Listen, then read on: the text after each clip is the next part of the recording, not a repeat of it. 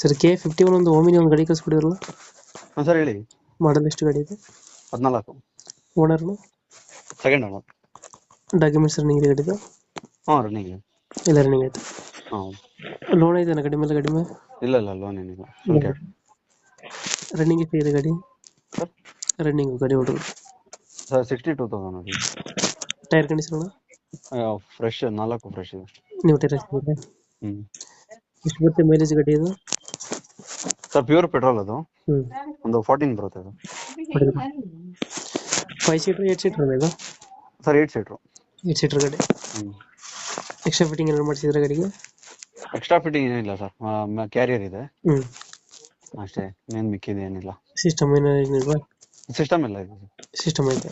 ಹ್ಞೂ wheel cap ಹಾಕ್ಸಿದ್ರ? Wheel cap ಎಲ್ಲ ಇದೆ. ವೀಲ್ ಕ್ಯಾಪ್ ಇದೆ, ಡೋರ್ ವೈಸರ್ ಇದೆ, ಹ್ಞೂ ಎಲ್ಲ ಇದೆ. ಇಲ್ಲಿ